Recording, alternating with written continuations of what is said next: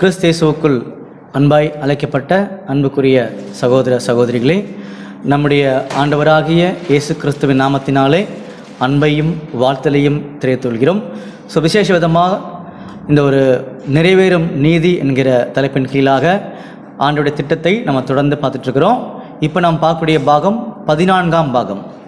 13 பாகங்கள் நம்ம முடிச்சாச்சு. அந்த 13ஆம் பாகத்தில் நம்ம என்ன பார்த்துருந்தோம்னு சொல்லி பார்த்தீங்கன்னா, நம்முடைய ஆண்டவுடைய திட்டத்தின் அடிப்படையில் தேவ பக்தி உள்ள சந்ததி யார் அப்படின்றத கண்டுபிடிக்கிறதுக்காக நம்ம உள்ளே வந்தோம். உள்ளே வரும்போது ராஜாக்கள் காலப்பகுதியில் நம்ம ஸ்டார்ட் பண்ணோம். ராஜாக்கள் காலப்பகுதியில் சாலமோன் ராஜாவுடைய காலப்பகுதியிலிருந்து நம்ம என்ன பண்ணோம்னா உள்ளே ட்ராவல் பண்ண ஆரம்பித்தோம். அப்படி பயணிக்கும் போது அந்த ராஜ்யபாரம் ஒரு குடும்பம், அந்த ராஜ்யபாரத்தை ரெண்டாக பிரித்தார் நம்முடைய ஆண்டவர். கீழ்ப்படியாமையினால் அது ரெண்டாக பிரிக்கப்பட்டது. ஒன்று யூத ராஜ்யம், இன்னொன்று இஸ்ரேல் ராஜ்யம். இந்த யூதர் ராஜ்யம் நம்முடைய ஆண்டவருக்கு தேவைப்படக்கூடிய ஒரு ராஜ்யமாக இருந்துச்சு. காரணம் என்னென்னா, அந்த ராஜ்யத்திலிருந்து யார் வெளியில் வரணும்னு சொல்லி பார்த்தீங்கன்னா, நம்முடைய ஆண்டவர் இயேசு கிறிஸ்து வெளியில் வரணுன்றது தான் திட்டமாக இருந்துச்சு. காரணம் என்ன, யூதா கோத்திரத்து சிங்கம் யூதா கோத்திரத்திலிருந்து தான் வெளியில் வரணும். அதனால தான் அந்த யூதா கோத்திரத்துக்கு அதிகமான தீர்க்கதரிசிகள், ஆசாரிகள், ராஜாக்களை கொடுத்து நல்லா பக்குவப்படுத்தி சுத்தப்படுத்தி கொண்டு வந்தார். ஆனால் சில காலங்களோட முடிவில் அவங்களும் கீழ்ப்படியாமக்குள்ள பரிபூர்ணமாக போனதுனால அந்த ராஜ்யத்தை என்ன பண்ணார்னா ஆண்டவர் அழிச்சிட்டார்னு சொல்லி பார்க்குறோம். சரிங்களா? அப்போ அந்த ராஜ்யத்தினுடைய கடைசி ராஜா தான் நம்முடைய சிதேக்கியா ராஜான்றதை புரிஞ்சுக்கிட்டோன்னு சொல்லி பார்க்குறோம். சரிங்களா? அதே மாதிரி அதுக்கு முன்னாடியே அழிக்கப்பட்ட ராஜ்யம் தான் இஸ்ரேல் ராஜ்யம், 10 கோத்திரம். அந்த 10 கோத்திரத்தினுடைய கடைசி ராஜா தான் ஒசேயா ராஜா. அசீரிய ராஜா சல்மனசர் அவங்கள அழிச்சிட்டான்றதை நம்ம ஏற்கனவே பார்த்தோம் இல்லையா? அதுக்கப்புறமா சொல்லிக்கொள்ளும்படியாக பிற ராஜ்யங்களோ, ராஜாக்களோ, ஆசாரிகளோ, தீர்க்கதரிசிகளோ இஸ்ரேலுக்கு கொடுக்கப்படவில்லை. அவங்க தொடர்ந்து உலகத்தினுடைய 4 முக்கியமான ராஜாக்கள் கிட்ட அடிமையாக இருந்தாங்க. அதில் முதல் ராஜா பாபிலோன் ராஜா நேபுகாத்நேச்சர், 2வது ராஜ்யம் மேதே பெர்ஷிய ராஜ்யம், 3வது ராஜ்யம் அலெக்சாண்டருடைய கிரேக்க ராஜ்யம், 4வது ராஜ்யம் தான் நம்முடைய ரோமர் ராஜ்யம். அன்புக்குரிய சகோதர சகோதரிகளே, ரோமர் ராஜ்யத்தை குறித்து 2 முக்கியமான காரியங்கள் என்ன பண்ணிக்கலாம்னா நம்ம தெரிஞ்சுக்கலாம் இல்லையா? அதில் பார்த்தீங்கன்னா அவங்களுடைய ரிபப்ளிக் அப்படின்னு சொல்லக்கூடிய அந்த அரசாட்சியின் கீழே வந்த முதல் ராஜா தான் ரொமாலஸ் சொல்லக்கூடிய ராஜா. அதுக்கப்புறம் பார்த்தீங்கன்னா அரசாட்சி எம்பையர் அப்படின்னு வந்ததுலேருந்து வந்த முதல் ராஜா தான் ஜூலியஸ் சீசர். இப்படி அந்த ராஜ்யபாரம் 2 இருந்துச்சு. நிறைய சரித்திரங்கள் இருக்குது. அது நம்முடைய ஆண்டவரும் வேதத்தில் விட்னஸ் பண்ணியிருக்கிறார். நம்ம அது குறித்து கூட பின்னாடி நம்ம பார்க்கலாம் இல்லையா? அப்படி இருக்கும்போது அந்த ரோமர் ராஜ்யத்தின் காலப்பகுதியில் தான் நம்முடைய ஆண்டவர் இயேசு கிறிஸ்து பெத்லகேமில் பிறந்தார். இங்கே தான் நம்ம 13ஆம் பாகத்தை முடித்தோம். சரிங்களா? இப்போ என்ன பண்ண போறோம்னா மறுபடியும் இங்கிருந்து பிரயாணங்கள் தொடங்க போகுது. எதுக்காகன்னு சொல்லி பார்த்தீங்கன்னா, யார் அந்த தேவ பக்தி உள்ள சந்ததி? நாம் எதுக்காக இதெல்லாம் தொடர்ந்து பார்த்துட்டு இருக்கிறோம்? அந்த ஆசீர்வாதத்தின் பொருள் என்ன? இந்த 3 முக்கியமான கேள்வி மறுபடியும் உள்ள வந்திருக்கு நம்ம கிட்ட. முதல்ல ஒரு கேள்வியா இருந்துச்சு, அப்புறம் 2 கேள்வியா மாறிடுச்சு, இப்போ 3 கேள்வியா மாறிடுச்சு. இதுக்கப்புறம் கேள்விகள் மாறாது, பதில் மட்டும் தான் கேள்வி கிடைக்க போகுது இப்போ நம்ம கிட்ட. சரிங்களா? அன்புக்குரிய சகோதர சகோதரிகளே, இப்போ ஒரு ஆச்சரியமான ஒரு அருமையான ஒரு விசேஷமான காரியத்துக்குள்ள கடந்து போகலாம். முதல்ல என்னன்னு சொல்லி பார்க்கும்போது பார்த்தீங்கன்னா, இந்த ஆசீர்வாதத்தினுடைய பொருள் என்ன அப்படின்னு முதல்ல நம்ம கண்டுபிடிச்சிடலாம். சரிங்களா? அப்போ இந்த ஆசீர்வாதம் என்ன? முதல்ல ஆதியாகமம் 22ஆம் அதிகாரம் 17ஆம் வசனத்தில் சொல்லப்பட்டுச்சு. ஆசீர்வாதம் என்ன? ஆசீர்வாதம் ஆபிரகாமை பார்த்து உன்னுடைய சந்ததி வானத்து நட்சத்திரம் மேலே காமிச்சார். அப்புறமா உன்னுடைய சந்ததி கடற்கரை மணல் சொல்லி கீழே சொன்னார் இல்லையா? அப்போ இந்த வானத்து நட்சத்திரம்னா என்ன, கடற்கரை மணல்னா என்னன்றதை இப்போ நம்ம தெரிஞ்சுக்கணும். சரிங்களா? அப்போ நம்ம நல்லாவே தெரியும், வானத்து நட்சத்திரம் சொன்னீங்கன்னா அது எங்கே தான் இருக்கணும்? வானத்துல தான் இருக்கணும். அது வானத்திலிருந்து என்ன பண்ணும்? இந்த பூமிக்கு ஒளி கொடுக்கும். இதுதான் அதோடைய அடிப்படையான வேலை, ஸ்டாரோடைய வேலை. சரிங்களா? ஓகே. இந்த கடற்கரை மணல் சொல்றாரு இல்லையா? ஏன் கடற்கரை மணல் சொல்லி காமிச்சாரு? அதுல தான் விசேஷமா இன்னொரு காரியத்தை உள்ள வச்சிருக்காரு. அப்போ இந்த கடற்கரையில ஏன் மணல் இருக்குது பாருங்க. நம்ம ரொம்ப பிராக்டிக்கலா நம்மளை கொண்டு போறார் ஆண்டவர். கடற்கரையில ஏன் மணல் கொட்டி வைக்கப்பட்டிருக்குது அப்படின்னு சொல்லி பார்த்தீங்கன்னா, இந்த தண்ணீரை கட்டுப்படுத்துவதற்காக மட்டும்தான் இந்த கடற்கரையில் மணல் கொட்டப்பட்டிருக்கிறது அப்படின்றது விஞ்ஞானிகள், ஆராய்ச்சியாளர்கள் சொல்லவில்லை. அதை நம்முடைய ஆண்டவர் தான் சொல்லியிருக்கார். படிக்கலாமா? எரேமியா 5ஆம் அதிகாரம் 22ஆம் வசனம். எரேமியா 5ஆம் அதிகாரம் 22ஆம் வசனம். எனக்கு பயப்படாது இருப்பீர்களோ என்று கர்த்தர் சொல்கிறார். அலைகள் மோதி அடித்தாலும் மேற்கொள்ளாத படிக்கும், அவைகள் இறைந்தாலும் கடவாத படிக்கும் கடக்கக்கூடாத நித்திய பிரமாணமாக சமுத்திரத்தின் மணலை எல்லையாய் வைத்திருக்கிறவராகி எனக்கு முன்பாக. பாத்தீங்களா, ரொம்ப ஆச்சரியமான பதில் பாருங்க. கடற்கரையில ஏன் மணல் இருக்குன்னா, இது இயற்கையா தோன்ற விஷயம் அல்ல. சர்வ வல்லமையுள்ள நம்முடைய ஆண்டவர் ஏற்படுத்தின திட்டம் இது. இந்த தண்ணீர் கடக்கக்கூடாது. காரணம் என்னன்னா, மணலுடைய வேலை அது. மணலுடைய வேலைனா கண்ட்ரோல் பண்றது. எதை கண்ட்ரோல் பண்றது? தண்ணீரை கட்டுப்படுத்துவதா மணலுடைய வேலை. பாத்தீங்களா, இதுதான் ஆச்சரியமான பொருள் அதுக்குள்ள. அப்ப தண்ணீர் எதை அடையாளப்படுத்தும்? வெளிப்படுத்தின விசேஷம் 17ஆம் அதிகாரம் 15ஆம் வசனம் படி. வெளிப்படுத்தின விசேஷம் 17ஆம் அதிகாரம் 15ஆம் வசனம். பின்னும் அவன் என்னை நோக்கி, அந்த வேசி உட்கார்ந்திருக்கிற தண்ணீர்களை கண்டாயே, அவைகள் ஜனங்களும் கூட்டங்களும் ஜாதிகளும் பாஷைக்காரருமா. பாத்தீங்களா, தண்ணீரை பாக்குறீங்கல்ல, தண்ணீர் யாருன்னா ஜனங்கள் சொல்லிட்டார். அப்ப அன்புக்குரிய சகோதரர்களே, கடற்கரை மணல். அப்ப மணலுடைய வேலைன்னா தண்ணீரை கட்டுப்படுத்துவது. தண்ணீர் யாருன்னா ஜனங்கள். அப்ப மணல் யாரு? புரிஞ்சுங்களா? அப்ப தண்ணீரை கட்டுப்படுத்தக்கூடிய ஏதோ ஒரு குரூப் தான் இந்த மணல். அந்த குரூப் யாருன்றத பின்னாடி கண்டுபிடிச்சிக்கலாம். சரிங்களா? இப்ப என்ன பொருள்னா, இந்த மணலுக்கு மட்டும் தெளிவுபடுத்திடலாம். அப்போ இந்த மணல் தண்ணீரை கட்டுப்படுத்தக்கூடிய ஒரு முக்கியமான ஒரு டிஃபெண்டிங் ஃபோர்ஸ் அப்படின்றத புரிஞ்சுக்கிட்டோம். உலக பிரகாரமாகவே உங்களுக்கு புரியும். நான் சொன்ன உடனே புரிஞ்சிடும் உங்களுக்கு. நம்முடைய உலகத்தில், நம்முடைய சமுதாயத்தில் வாழக்கூடிய நாட்களில் மலைகள் வந்திருக்குல்ல, மலைகள்ல ரெயின் வந்திருக்குல்ல, கட்டுப்படுத்த முடியாத ரெயின், புயல் சொல்றோம் இல்லையா, அதெல்லாம் வந்திருக்குல்ல. அப்படி வந்திருக்கும் போது பெருவெள்ளம் வந்த உடனே அந்த வெள்ளத்தை கட்டுப்படுத்துறதுக்காக எதை போடுவாங்க? மணல் மூட்டைகளை போடுவாங்க. புரிஞ்சுங்களா? அதுதான் நம்முடைய ஆண்டு சொல்லி காமிச்சார். அப்போ தண்ணீர்ன்றது ஜனங்கள், மணல்ன்றது ஏதோ ஒரு குரூப், அது யாருன்னு தெரியல. அந்த குரூப் தான் இந்த தண்ணீரை கட்டுப்படுத்துவாங்க. அது ஒரு ஆசீர்வாதம். புரிஞ்சுங்களா? அப்ப வானத்தின் நட்சத்திரம் சொல்லும் போது, நட்சத்திரம்ன்றது ஒரு ஸ்டார். அது மேலேருந்து ஒளி கொடுக்கும், வழி நடத்தும். உதாரணத்துக்கு நான் சொல்றேன், இதோட பொருள் வேற. உதாரணத்துக்கு சொல்றேன், நம்முடைய ஆண்டவர் பிறந்த உடனே சாஸ்திரிகள் வந்தாங்க இல்லையா? அவங்க எதை பார்த்து வந்தாங்க? நட்சத்திரத்தை பார்த்து வந்தாங்க இல்லையா? அப்ப நட்சத்திரம் கைடிங் ஸ்டார். புரியுதுங்களா? இது ஒரு உதாரணம் தான், அது அர்த்தம் இருக்குது, பின்னாடி பார்த்துக்கலாம் இல்லையா? அப்ப ஸ்டார்ன்றது வழிநடத்தக்கூடிய. எங்கிருந்து வழிநடத்தக்கூடிய? மேல இருந்து. இதுதான் முக்கியமான பொருள் அதுல. அப்ப ஸ்டார்ன்றது மேலிருந்து வழிநடத்தக்கூடிய ஒரு பொருளை கொடுக்கின்றதுன்னு பார்க்கிறோம். சரிங்களா? அப்ப மேலிருந்து ஆளுகை செய்யக்கூடிய ஒரு ஆசீர்வாதம் தான் வானத்து நட்சத்திரம். புரிஞ்சுங்களா உங்களுக்கு?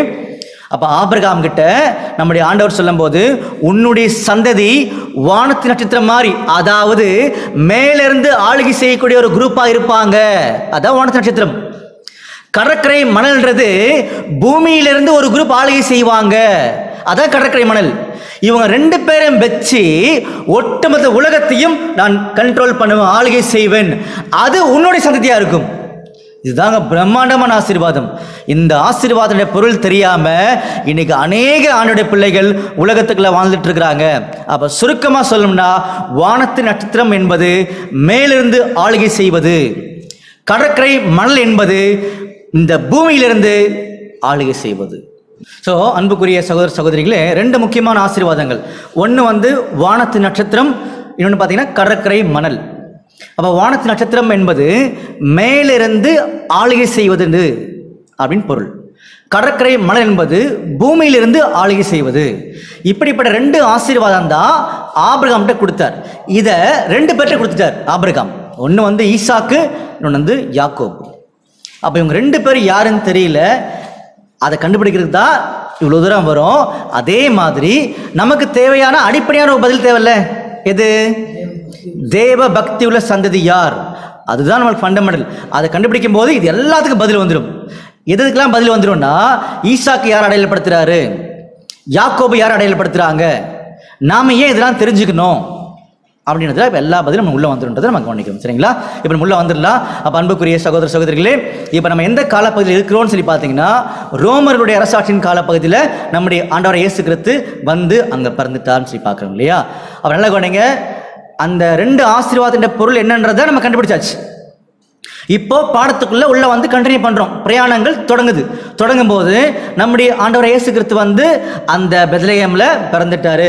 அவர் பிறக்கும் போது அவரை பத்தி என்ன சொல்லியிருக்காங்கன்னு சொல்லி பார்த்தீங்க அப்படின்னா பாருங்க, என்னாகமம் 24ஆம் அதிகாரம் 17ஆம் வசனம் படிங்க. என்னாகமம் 24ஆம் அதிகாரம் 17ஆம் வசனம், அவரை காண்பேன் இப்பொழுது அல்ல, அவரை தரிசிப்பேன் சமீபமாய் அல்ல, ஒரு நட்சத்திரம். பாத்தீங்களா, ஒரு நட்சத்திரம். அப்போ ஸ்டார், சூப்பர் ஸ்டார் யாருன்னு சொல்லி பாத்தீங்கன்னா நம்முடைய ஆண்டவர் இயேசு கிறிஸ்து. சரிங்களா? இன்னொரு வசனம் படிக்கலாம் பாருங்க, வெளிப்படுத்தின விசேஷம் 22:16. வெளிப்படுத்தின விசேஷம் 22ஆம் அதிகாரம் 16ஆம் வசனம், சபைகளில் இவைகளை உங்களுக்கு சாட்சியாக அறிவிக்கும்படிக்கு இயேசுவாகிய நான் என் தூதனை அனுப்பினேன். நான் தாவீதின் வேரும் சந்ததியும் பிரகாசமுள்ள விடிவெள்ளி நட்சத்திரமாய் இருக்கிறேன். பாத்தீங்களா, பிரகாசமுள்ள விடிவெள்ளி நட்சத்திரம். அப்ப ஆபிரகாம்கிட்ட சொன்ன அந்த ஆசீர்வாதம் வானத்து நட்சத்திரம்.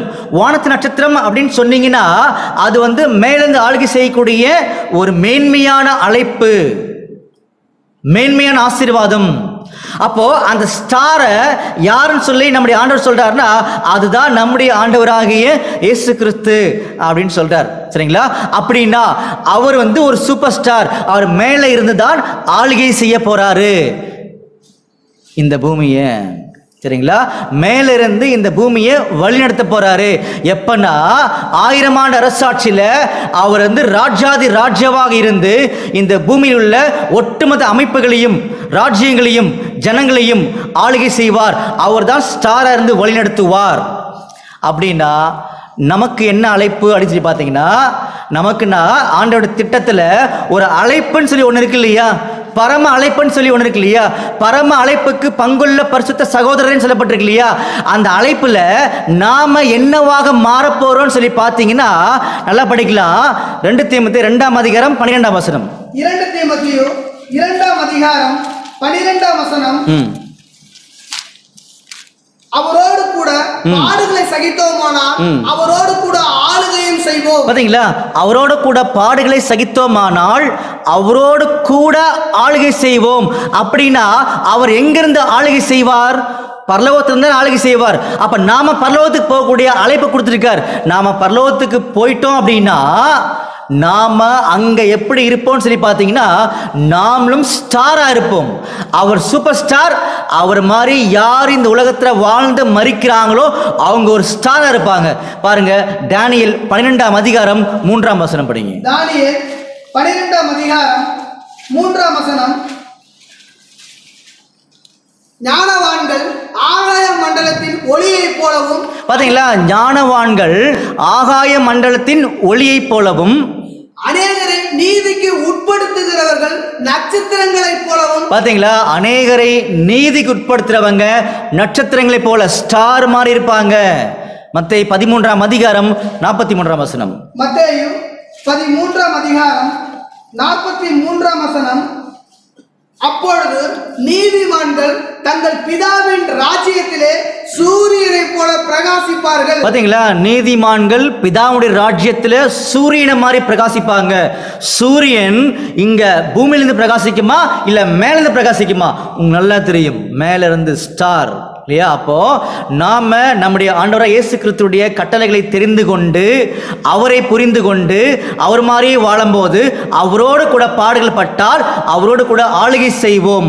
வெளிப்படுத்தின விசேஷம் 20ஆம் அதிகாரம் 4ஆம் வசனம் படிங்க. வெளிப்படுத்தின விசேஷம் 20ஆம் அதிகாரம் 4ஆம் வசனம், அன்றியும் நான் சிங்காசனங்களை கண்டு அவைகள் மேல் உட்கார்ந்தார்கள், நியாய தீர்ப்பு கொடுக்கும்படி அவர்களுக்கு அதிகாரம் அளிக்கப்பட்டது. இயேசுவை பற்றிய சாட்சி நிமித்தமும் தேவனுடைய வசனத்தின் நிமித்தமும் சிரசேதம் பண்ணப்பட்டவர்களுடைய ஆத்துமாக்களையும் மிருகத்தையாவது அதன் சொரூபத்தையாவது வணங்காமலும் தங்கள் நெற்றியிலும் தங்கள் கையிலும் அதன் முத்திரையை தரித்துக் கொள்ளாமலும் இருந்தவர்களையும் கண்டு அவர்கள் உயிர்த்து கிறிஸ்துவுடனே கூட 1000 வருஷம் அரசாண்டார்கள். பாத்தீங்களா, அவர்கள் உயிர்த்து கிறிஸ்துவுடனே கூட 1000 வருஷம் அரசாண்டார்கள். அப்ப யார் வந்து நம்முடைய ஆண்டவர் மாதிரி இந்த பூமியில வாழ்றாங்களோ வாழ்ந்து ஜெயிக்கிறாங்களோ அவர்கள் பரலோகத்தில் உட்கார்ந்து ஆண்டவர் மாதிரியே ஸ்டாராக இருந்து ஆளுகை செய்வார்கள். படிக்கலாமா? வெளிப்படுத்தின விசேஷம் 3ஆம் அதிகாரம் 21 படிங்க. வெளிப்படுத்தின வெளிப்படுத்தின விசேஷம் 3ஆம் அதிகாரம் 21ஆம் வசனம், நான் ஜெயம் கொண்டு என் பிதாவுடைய சிங்காசனத்திலே அவரோடு கூட உட்கார்ந்தது போல ஜெயம் கொள்கிறவன் எவனோ அவனும் என்னுடைய சிங்காசனத்தில் என்னோடு கூட உட்காரும்படிக்கு அருள் செய்வேன். பாத்தீங்களா? அவ யாரெல்லாம் ஜெயிக்கிறாங்களோ அவங்களும் என்னோட கூட பிதாவோட சிங்காசனத்தில் வீற்றிருப்பார்கள் அப்படின்னு சொல்லப்பட்டிருக்கு. அன்புக்குரிய சகோதர சகோதரிகளே, இங்குதான் முக்கியமான திருப்பு முனையை மறுபடியும் உள்வைக்கிறார். அப்போ நம்முடைய ஆண்டவர் கொடுக்கக்கூடிய அழைப்பு என்னன்னா, வானத்தின் நட்சத்திரம் சொல்லக்கூடிய ஒரு அழைப்பு இருக்குது, இன்னொன்று கடற்கரை மணல் சொல்லக்கூடிய ஒரு அழைப்பு இருக்குது. இந்த ரெண்டு அழைப்பும் யார்கிட்ட போய் சேர்ந்துச்சு முதல்ல சொல்லி பார்த்தீங்கன்னா, வானத்தின் நட்சத்திரம்ன்றது ஈசாக்கு, கடற்கரை மணல்ன்றது யாக்கோபு. இவங்க ரெண்டு பேரும் யார் அடையாளப்படுத்துறாங்கன்றதா இப்போ நாம கண்டுபிடிக்கணும் இல்லையா? அப்படி கண்டுபிடிக்கும் போது இந்த அழைப்பு, இந்த பரம அழைப்பு பாருங்க, எபிரேயர் 3ஆம் அதிகாரம் 1ஆம் வசனம். எபிரேயர் 3ஆம் அதிகாரம் 1ஆம் வசனம், இப்படி இருக்க பரம அழைப்புக்கு பங்குள்ளவர்களாகிய பரிசுத்த சகோதரரே, நாம் அறிக்கை பண்ணுகிற அப்போஸ்தலரும் பிரதான ஆசாரியருமா இருக்கிற கிறிஸ்து இயேசுவை கவனித்து பாருங்கள். பாத்தீங்களா? அப்போ பரம அழைப்புக்கு தான் ஒரு வாய்ப்பு கொடுத்தார். இந்த வாய்ப்பு முதல்ல யார்கிட்ட போய் சேர்ந்துச்சு பாருங்க, அப்போஸ்தலர் 13ஆம் அதிகாரம் 26ஆம் வசனம். அப்போஸ்தலர் 13ஆம் அதிகாரம் 26ஆம் வசனம், சகோதரரே, ஆபிரகாமின் சந்ததியில் பிறந்தவர்களே, தேவனுக்கு பயந்து நடக்கிறவர்களே, இந்த ரட்சிப்பின் வசனம் உங்களுக்கு அனுப்பப்பட்டிருக்கிறது. பாத்தீங்களா? இந்த ரட்சிப்பின் வசனம் உங்களுக்கு தான் முதல்ல அனுப்பப்பட்டிருக்குது அப்படின்னு சொல்லி நம்முடைய ஆண்டவரும் சொல்லியிருந்தாரு, ஆதிகால அப்போஸ்தலரும் சொல்லியிருந்தாங்க. ஆனா எப்படி இந்த ஜனங்கள் ஆண்டவருடைய வார்த்தையை அசட்டப் பண்ணாங்களோ அதே மாதிரி ஆதிகால அப்போஸ்தலர் பண்ண அந்த பிரசங்கத்தை என்ன பண்ணாங்கன்னா அசட்டப் பண்ணாங்க. அதாவது அந்த அழைப்பை என்ன பண்ணாங்கன்னா அசட்டப் பண்ணாங்க. அதனால தான் நம்முடைய ஆண்டவர் தெளிவாக சொல்லிட்டு போனார், நீங்க கீழ்ப்படிஞ்சீங்கன்னா கட்டாயமா என் கூட இருப்பீங்க, கீழ்ப்படியில அப்படின்னா என் கூட இருக்க மாட்டீங்கன்னு சொல்லி காமிச்சார். இதை எங்க சொல்லி காமிச்சார்னா, நம்முடைய அப்போஸ்தலனாகிய பேதுரு வந்து ஒரு கேள்வி கேட்கிறார், ஆண்டவரே உங்களை அவங்க உண்மையா பின்பற்றிட்டு வரோம், என்ன கொடுப்பீங்க ஆண்டவரேன்னு கேட்டாங்க இல்லையா? பாருங்க, மத்தேயுல 19ஆம் அதிகாரம் 27ஆம் வசனம் படிங்க. மத்தேயு 19ஆம் அதிகாரம் 27ஆம் வசனம், அப்பொழுது பேதுரு அவரை நோக்கி, இதோ நாங்கள் எல்லாவற்றையும் விட்டு உம்மை பின்பற்றினோமே, எங்களுக்கு என்ன கிடைக்கும் என்றான். அதற்கு இயேசு, மறுஜென்ம காலத்திலே மனுஷகுமாரன் தம்முடைய மகிமையுள்ள சிங்காசனத்தின் மேல் வீற்றிருக்கும் போது என்னை பின்பற்றின நீங்களும் இஸ்ரவேலின் 12 கோத்திரங்களையும் நியாயம் தீர்க்கிறவர்களாக 12 சிங்காசனங்கள் மேல் வீற்றிருப்பீர்கள் என்று மெய்யாகவே உங்களுக்கு சொல்கிறேன். பாத்தீங்களா? அப்ப என்ன புரிஞ்சுக்கலாம்னு சொல்லி பாத்தீங்கன்னா, இந்த பரம அழைப்பு, வானத்தின் நட்சத்திரம் சொல்லக்கூடிய இந்த ஆசீர்வாதம், ஈசாக்கிட்ட கொடுத்த ஆசீர்வாதம் முதல்ல யாருக்கு வந்து சேர்ந்துச்சுன்னு சொல்லி பார்த்தீங்கன்னா, யூதர்கள், இஸ்ரேல் ஜனங்கள், அவங்களுக்கு தான் முதல்ல வந்துச்சுன்றத இப்போ தெளிவுபடுத்திட்டார். ஆனால் அவங்களுடைய கீழ்ப்படியாமையினால அந்த வாய்ப்பை அவங்க மிஸ் பண்ணிட்டாங்க. அதனால அந்த வாய்ப்பு யாருக்கிட்ட இருந்து கடந்து போச்சுன்னு சொல்லி பார்த்தீங்கன்னா, பாருங்க, யோவான் 4ஆம் அதிகாரம் 21ஆம் வசனம் படிக்கலாம். யோவான் 4ஆம் அதிகாரம் 21ஆம் வசனம், அதற்கு இயேசு, ஸ்திரீயே, நான் சொல்லுகிறதை நம்பு, நீங்கள் இந்த மலையிலும் எருசலேமிலும் மாத்திரமல்ல எங்கும் பிதாவை தொழுது கொள்ளும் காலம் வருகிறது. தொடர்ந்து படிங்க. நீங்கள் அறியாததை தொழுது கொள்கிறீர்கள், நாங்கள் அறிந்திருக்கிறதை தொழுது கொள்கிறோம், ஏனென்றால் ரட்சிப்பு யூதர்கள் வழியாய் வருகிறது. பாத்தீங்களா? இந்த ரட்சிப்புன்றது புரஜாதிகளுக்கு யூதர்கள் வழியா தான் வந்துட்டு இருக்குது அப்படின்னு சொல்லி காமிச்சார். ஆனா யூதர்கள் வந்துச்சு, யூதர்கள் ஒட்டுமொத்த ஒரு தேசமாக அழைப்பை நிராகரித்தார்கள். அப்ப இஸ்ரேல் தேசத்தில் இருக்கக்கூடிய ஒரு சிலர் என்ன பண்ணாங்கன்னா அழைப்பை ஏற்றுக்கொண்டார்கள். ஆதிகால அப்போஸ்தலர் மாதிரி, சீஷர்கள் மாதிரி ஒரு சில பேர் ஏற்றுக்கொண்டார்கள். ஒரு தேசமாக நம்முடைய ஆண்டவருடைய அழைப்பை நிராகரித்தார்கள். அதனால அந்த அழைப்பு யார்கிட்ட போயிருச்சான் பாருங்க. அப்போஸ்தலர் 13ஆம் அதிகாரம் 46ஆம் வசனம். அப்போஸ்தலர் 13ஆம் அதிகாரம் 46ஆம் வசனம், அப்பொழுது பவுலும் பர்னபாவும் தைரியம் கொண்டு அவர்களை நோக்கி, முதலாவது உங்களுக்கே தேவ வசனத்தை சொல்ல வேண்டியதா இருந்தது, நீங்களோ அதை தள்ளி உங்களை நித்திய ஜீவனுக்கு அபாத்திரராக தீர்த்து கொள்கிறபடினா இதோ நாங்கள் புறஜாதியரிடத்தில் போகிறோம். பாத்தீங்களா? இதோ நாங்கள் புறஜாதிகள்கிட்ட போகிறோம் சொல்லி அந்த அழைப்பு யூதர்கிட்ட இருந்து கடந்து வெளியே வந்துருச்சு. அன்புக்குரிய சகோதர சகோதரிகளே, நல்லா கவனிங்க. இன்னைக்கு நமக்கு ஆண்டவர் இயேசு கிறிஸ்து சொல்லக்கூடிய விசேஷமான ஆசீர்வாதம் என்னன்னு சொல்லி பார்த்தீங்கன்னா, இந்த பாடத்தினுடைய மைய கருத்து தேவ பக்தி உள்ள சந்ததி யார் அப்படின்றதுதான் இல்லையா? அப்ப தேவ பக்தி உள்ள சந்ததி யாருன்னு சொல்லி பார்த்தீங்கன்னா, அவங்க கட்டாயமா ஆபிரகாமுடைய சந்ததியா மட்டும்தான் இருக்க முடியுமே தவிர வேற யாருடைய சந்ததியாகவும் இருக்க முடியாது. அப்படி இருக்கும்போது ஈசாக்கு கொண்டு வந்து முன்னாடி நிற்க வச்சார் இல்லையா? அப்ப ஈசாக்கு யாருக்கு ஒரு அடையாளம் சொல்லி பார்த்தீங்கன்னா, ஈசாக்கு நம்முடைய ஆண்டவராக இயேசு கிறிஸ்துக்கு ஒரு முன்னடையாளம். எப்படின்றது உங்களுக்கு நல்லா தெரியும். ஆபிரகாம் மோரியா மலையில பலிபீடத்தின் மேல ஈசாக்கை படுக்க வச்சு பலி கொடுத்தார். அதே மாதிரி ஆபிரகாம் நம்முடைய பிதாவாகிய தேவன், அவரு ஈசாக்காகிய நம்முடைய இயேசு கிறிஸ்துவை இந்த உலகத்துக்காக பலி கொடுத்திருக்கிறார். இது சின்ன எக்ஸாம்பிள் இல்லையா? அப்ப ஈசாக்கு நம்முடைய ஆண்டவர் இயேசு கிறிஸ்துவை அடையாளப்படுத்துகிறார். அப்போ யார் யாரெல்லாம் நம்முடைய ஆண்டவர் இயேசு கிறிஸ்துவை ஈசாக்கை பின்பற்றி வராங்களோ அவங்க தான் ஈசாக்கின் சந்ததி, அவங்க தான் கிறிஸ்துவுடைய சந்ததி.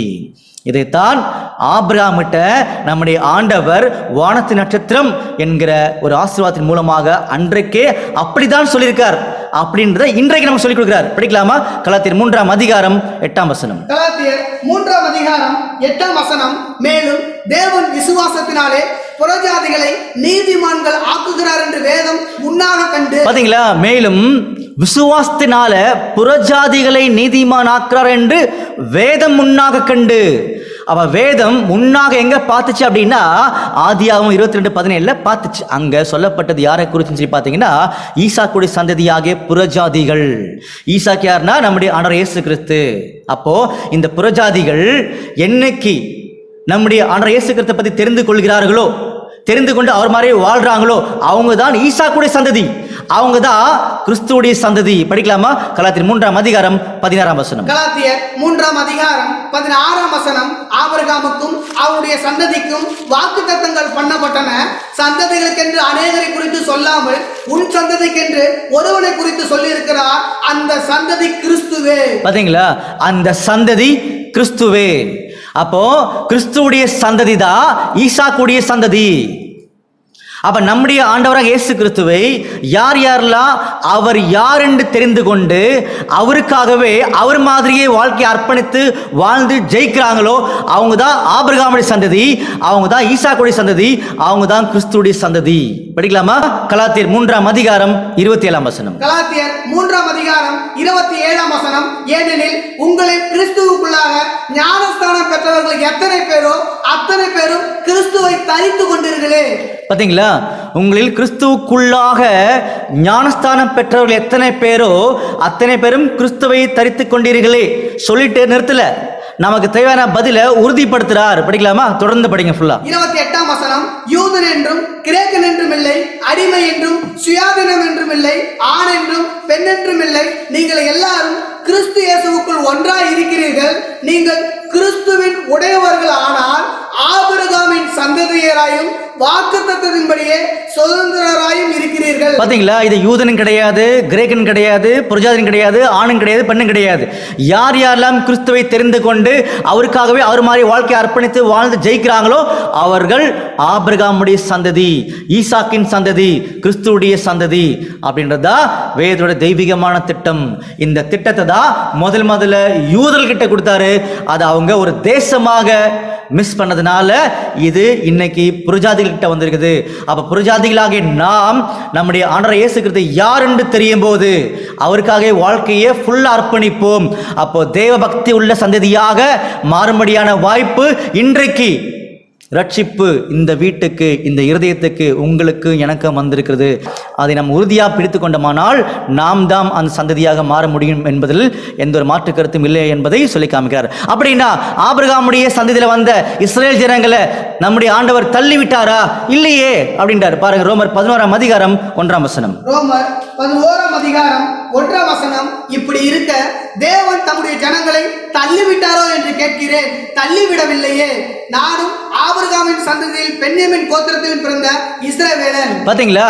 அப்படின்னா ஆபிரகாம், ஈசாக்கு, யாக்கோபு இவங்களுடைய ஒவ்வொருத்தருடைய கீழ்ப்படிதலை பார்த்து இஸ்ரேல் ஜனங்களை நான் ஏற்படுத்தினா அவங்களை கைவிட மாட்டேன், ஏன்னா உங்களுடைய பிதாக்கள் கீழ்ப்படிஞ்சிருக்காங்கன்னு சொல்லியிருக்காரு இல்லையா? அப்போ அந்த பிதாக்களுக்கு கொடுத்த ஆசீர்வாதங்கள், வாக்கு தத்தங்கள் ஆமா போயிடுச்சா? இல்லையே. கட்டாயமே போகல. அப்படின்னா அவங்களுக்கு ஆசீர்வாதம் இருக்குதுன்னு சொல்லி காமிச்சிருக்காரு. என்ன ஆசீர்வாதம் இருக்குது? நல்லா சிந்திச்சு பாருங்க. 2 ஆசீர்வாதம் தான் கையில் இருந்துச்சு. ஒன்று வானத்து நட்சத்திரம். அந்த வானத்து நட்சத்திரம் சொல்லக்கூடிய மேன்மையான அழைப்பு இப்போ யார் கையில் போய் சேர்ந்துருச்சுன்னா புரஜாதிகள் கையில் போய் சேர்ந்துருச்சு இல்லையா? அப்போ மீதம் இருக்கக்கூடியது ஒரே ஒரு அழைப்பு, ஒரே ஒரு வாய்ப்பு, ஒரே ஒரு ஆசீர்வாதம் மட்டும்தான். அது கடற்கரை மணல். அப்படின்னா வானத்து நட்சத்திரம் என்பது மேலிருந்து ஆளுகை செய்வது. நம்முடைய ஆண்டவராக இயேசு கிறிஸ்து மாதிரி மேலிருந்து அவரோட கூட ஆளுகை செய்வது, இந்த பூமிக்கு லைட் கொடுக்கிறது, வழி நடத்துறது. அதுதான் மேன்மை ஆசீர்வாதம். அப்ப கடற்கரை மணல் என்பது இந்த பூமியிலிருந்து தண்ணியாகிய ஜனங்களை கட்டுப்படுத்துவது. அப்படின்னா கடற்கரை மணல் யார்? படிக்கலாமா? பாருங்க. 1 ராஜாக்கள் 4ஆம் அதிகாரம் 20ஆம் வசனம். 1 ராஜாக்கள் 4ஆம் அதிகாரம் 20ஆம் வசனம். யூதாவும் இஸ்ரவேலும் கடற்கரை மணலத்தனை ஏராளமாய் இருந்து. பாத்தீங்களா? யூதாவும் இஸ்ரவேலும் கடற்கரை மணலத்தனையாய் ஏகமாயிருந்து. படிச்சீங்களா? அடுத்த வசனம் பாருங்க. ஓசியா 1ஆம் அதிகாரம் 10ஆம் வசனம். ஓசியா 1ஆம் அதிகாரம் 10ஆம் வசனம். என்றாலும் இஸ்ரவேல் புத்திரரின் தொகை அளக்கவும் எண்ணவும் கூடாத கடற்கரை மணலை போல் இருக்கும். இஸ்ரேல் புத்திரர் தான் கடற்கரை மணல் சொல்லி காமிக்கிறார். அடுத்தது 2 சாமுவேல் 7:11. 2 சாமுவேல் 7ஆம் அதிகாரம் 11ஆம் வசனம். உன்னுடைய எல்லா சத்துருக்களுக்கும் உன்னை நீங்களாக்கி இளைப்பாறவும் பண்ணினேன். இப்பொழுதும் கர்த்தர் உனக்கு வீட்டை உண்டு பண்ணுவார் என்பதை கர்த்தர் உனக்கு அறிவிக்கிறார். ஓகே, அப்போ அன்புக்குரிய சகோதரர்களே, 2 முக்கியமான வசனங்கள் நம்ம பார்த்தோம் இல்லையா?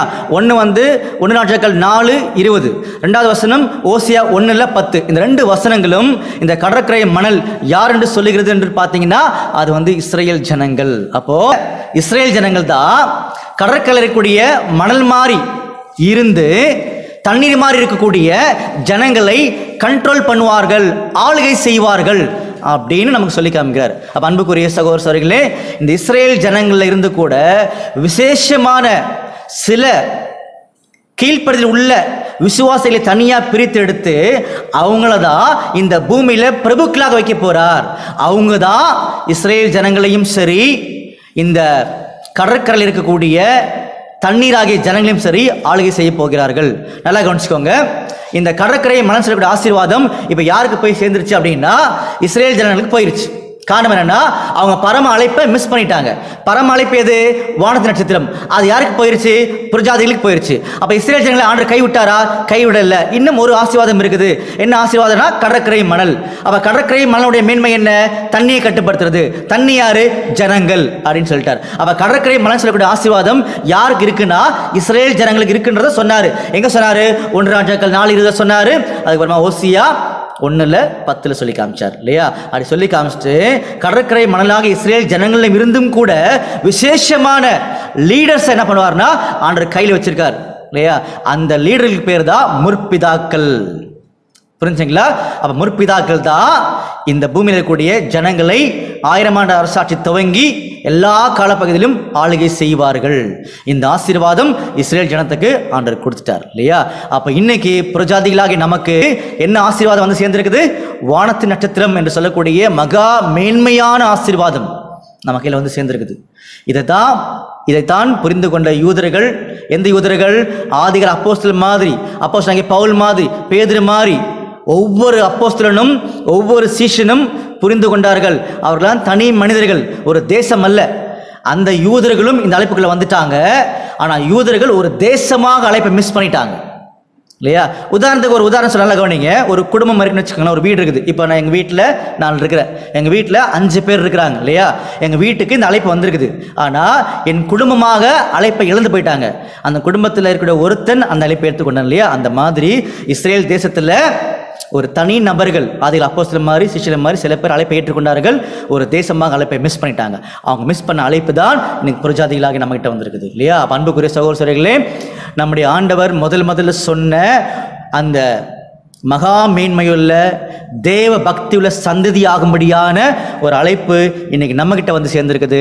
அந்த அழைப்பை நம்ம தொடர்ந்து பின்பற்றி உறுதியாக நிற்கணும்னா நம்முடைய ஆண்டவர் இயேசு கிறிஸ்துவை பற்றி அநேக உண்மைகள் தெரிய வேண்டும் இல்லையா? இந்த ஆசீர்வாதத்தை குறித்து தான் ஆபிரகாம்கிட்ட ஏற்கனவே நம்ம ஆண்டவர் சொல்லியிருந்தாராம் இல்லையா? அப்போ இந்த ஆசீர்வாதத்துக்கு நம்ம தகுதிப்படுத்துறதுக்கு தான் ஒவ்வொரு நாளும் ஒவ்வொரு வாரமும் ஒவ்வொரு மாசமும் ஒவ்வொரு நொடியும் நம்முடைய ஆண்டவர் அவர் வாழ்ந்த நாட்களில் தன் ஜீவனே கொடுத்து இந்த சத்தியத்தை வெளியே கொண்டு வந்தார். அதைத்தான் இன்னைக்கு உலகத்தில் பிசாசான மறைச்சிட்டான். அப்போ நமக்கு கிடைச்ச மேன்மையான அழைப்பு என்ன பண்ணக்கூடாதுன்னா மிஸ் பண்ணக்கூடாது. அப்போ அந்த அழைப்பில் வானத்து நட்சத்திரமாக இருந்து நாம் ஆளுகை செய்வோம். அந்த ஆளுகைக்குரிய மூன்றாம் உலகம் எப்பொழுது எப்படி இருக்கும் என்பதை அடுத்த காணொளியில் நாம் சந்திப்போம். சரிங்களா? அன்புக்குரிய சகோதரர்களே, முடிக்கும் போது ஒரு சின்ன பாயிண்ட்டை ரிமைண்ட் பண்ணிட்டு ஞாபகப்படுத்திட்டு நான் முடிச்சிடுறேன். ஆபிரகாம்கிட்ட ஆசீர்வாதம் கொடுத்தார். உன்னுடைய சந்ததி வானத்து நட்சத்திரம் மாறி, கடற்கரை மணல் மாறி. வானத்து நட்சத்திரம் சொல்லக்கூடிய ஆசீர்வாதத்தை ஈசாக்கிட்ட கொடுத்துட்டார். கடற்கரை மணல் சொல்லக்கூடிய ஆசீர்வாதத்தை யாக்கோபிட்ட கொடுத்துட்டார். அப்போ வானத்து நட்சத்திரம் என்பது மேலிருந்து இந்த பூமியை ஆளுகை செய்யக்கூடிய மேன்மையான அழைப்பு. கடற்கரை மணல் என்பது இந்த பூமியிலிருந்து ஆளுகை செய்யக்கூடிய பூமிக்குரிய ஒரு ஆளுகை அல்லது ஆசீர்வாதம் இல்லையா? இது யாக்கோபிட்ட போயிடுச்சு. அப்படின்னா இந்த ஈசாக்கின் சந்ததி யாருன்னா நம்முடைய ஆண்டவர் இயேசு கிறிஸ்து தான் ஈசாக்கு. அவரை உண்மையாக பின்பற்றக்கூடிய பிள்ளைகளாகிய நாம் தான் ஈசாக்குடைய சந்ததி, நம்முடைய ஆண்டவர் இயேசு கிறிஸ்துடைய சந்ததி. புரிஞ்சுங்களா? அப்போ கடற்கரை மணல் யாருன்னு சொல்லி பார்த்தீங்கன்னா யாக்கோபின் மூலமாக வந்த இஸ்ரேல் ஜனங்கள். அப்போ இஸ்ரேல் ஜனங்கள் தான் முதல்ல அழைப்பு போயிடுச்சு, மிஸ் பண்ணிட்டாங்க. நாம் அவர்கள் இழந்த மாதிரி இழந்து போயிடக்கூடாது. அதுதான் எங்க சொல்லியிருக்காருன்னா பாருங்க, ரோமர்ல ஒரு அருமையான வசனம் என்ன பண்ணியிருக்காருன்னா அவங்களுக்கு கோடிட்டு காமிச்சிருக்காரு. ரோமர் 11ஆம் அதிகாரம் 11ஆம் வசனம் படிங்க. ரோமர் 11ஆம் அதிகாரம் 11ஆம் வசனம், இப்படி இருக்க விழுந்து போகும்படிக்கா இடறினார்கள் என்று கேட்கிறேன். அப்படி அல்லவே அவர்களுக்குள்ளே வைராக்கியத்தை எடுப்பதற்கதாக அவர்களுடைய தவறுகளினாலே புறஜாதிகளுக்கு ரட்சிப்பு கிடைத்தது. பாத்தீங்களா? ரொம்ப ஆச்சரியமான வசனம். அப்படின்னா இஸ்ரேல் ஜனங்கிட்ட வைராகியம் இல்லை, அந்த வைராகியம் வரணும். ஏன்னா இவ்வளவு பெரிய அழைப்பை மிஸ் பண்ணிட்டீங்க இல்லையா? அந்த வைராகியம் நம்மகிட்ட வரதுக்காக தான் இதை நம்மகிட்ட ஆண்டவர் சொல்லி காமிச்சார். அப்படின்னா அடுத்த வசனம் படிங்க. அதிலே 17ஆம் வசனம் படிங்க. ரோமர் 11ஆம் அதிகாரம் 17ஆம் வசனம், சில கிளைகள் முறித்து போடப்பட்டிருக்க காட்டு ஒலிவ மரமாகிய நீ அவைகள் இருந்த இடத்தில் ஒட்ட வைக்கப்பட்டு. பாத்தீங்களா? காட்டு ஒலிவ மரங்களாகி நாம் அந்த இடத்துல, அதாவது அந்த ஆசீர்வாதத்துக்குள்ளே இப்ப வந்திருக்கிறோம். ஒலிவ மரத்தின் வேருக்கும் சாரத்துக்கும் உடன் பங்காளியா இருந்தேயானால் நீ அந்த கிளைகளுக்கு விரோதமாய் பெருமை பாராட்டாதே. பெருமை பாராட்டுவாயானால் நீ வேரை சுமக்காமல் வேர் உன்னை சுமக்கிறது என்று நினைத்துக்கொள். நான் ஒட்ட வைக்கப்படுவதற்கு அந்த கிளைகள் முறித்து போடப்பட்டது என்று சொல்கிறாயே, நல்லது. அவிவிசுவாசத்தினாலே அவைகள் முறித்து போடப்பட்டன. பாத்தீங்களா? அவிவிசுவாசம் அதுதான் முக்கியமான காரணம். அதனாலதான் அந்த கிளைகளாகிய இஸ்ரேல் ஜனங்கள், யூதர்கள் முறித்து போடப்பட்டிருக்கிறார்கள். அப்போ நம்ம கிட்ட விசுவாசம் இருக்கணும். அந்த விசுவாசத்துல உறுதியா இருக்கணும், விசுவாசத்துல கிரியை காமிக்கணும் இல்லையா? அப்ப விசுவாச சந்ததியாக நாம் மாறக்கூடிய வாய்ப்பை கொடுத்திருக்கார். அந்த வாய்ப்பை எந்த வகையிலும் இழந்து போய் விடாதபடிக்கு நாம் ஒவ்வொரு நாளும் ஆண்டவருடைய சட்டங்களை கீழ்ப்படிந்து அந்த ராஜ்யத்தில் ஆளுகை செய்ய நம்ம கொடுத்த அழைப்பை பயன்படுத்துவோம். ஆமீன். தொடர்ந்து கவனியுங்கள். அடுத்த மூன்றாம் உலகமாகிய அந்த ராஜ்யம் எப்போ துவங்கும் என்பதை கவனிக்கலாம். ஆண்டவர் தாம் ஆசீர்வதிப்பாராக. ஆமீன்.